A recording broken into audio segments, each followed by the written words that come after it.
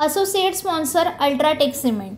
वाढत्या तापमानामुळे नैसर्गिक जलाशयातील पाणी झपाट्याने कमी होत आहे। मी आता औंढा नागनाथ तालुक्यातील सिद्धेश्वर धरण परिसरात आहे आणि ड्रोनच्या साहाय्याने आपण हे संपूर्ण चित्र या ठिकाणी बघतोय। खरं तर सिद्धेश्वर धरण प्रकल्प हा महत्त्वाचा धरण प्रकल्प समजला जातो, मात्र या ठिकाणचा जो पाणी साठा आहे तो मूर्त अवस्थेत आला आहे। या ठिकाणचं पाणी जे आहे तो आता 0% आलाय। आता या धरणात जे आहे ते कोणताही जिवंत पाणी साठा उपलब्ध नाही। खरं तर नांदेड, परभणी आणि हिंगोली जिल्ह्यातील 60,000 सिंचन क्षेत्र या धरणावर अवलंबून आहे। त्याचबरोबर जे ते पूर्ण कालव्याच्या माध्यमातून शेतकऱ्यांच्या पिकासाठी 4 आवर्तन या ठिकाणी सोडले जातात। मात्र आता जे आहे ते पाणी साठा कमी झाल्यामुळे पुढील आवर्तन सोडलं जातं का नाही याचे हेही पाहणं महत्त्वाचं ठरणार आहे। त्याचबरोबर जे आहे ते परभणी जिल्ह्यातील पूर्णा आणि हिंगोली जिल्ह्यातील हिंगोली, वसमत या शहरातही या धरणाच्या माध्यमातून पाणी पुरवठा केला जातो। मात्र जे आहे ते या धरणातील पाणी कमी झाल्यामुळे आता पाणी पुरवठ्याची अडचण होऊ शकते आणि काही दिवसात प्रशासनाची या संदर्भात बैठक होणार आहे आणि बैठक झाल्यानंतर येलदरी धरणातून सिद्धेश्वर धरणात पाणी सोडलं जाणार आहे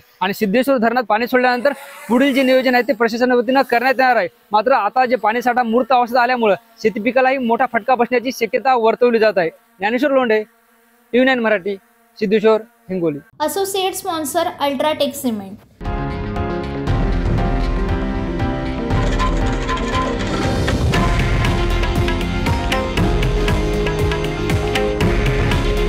हे आहे देशातील नंबर 1 न्यूज नेटवर्क आणि आपण पाहत आहात TV9 मराठी। काळजी तुमची, हित महाराष्ट्राचं।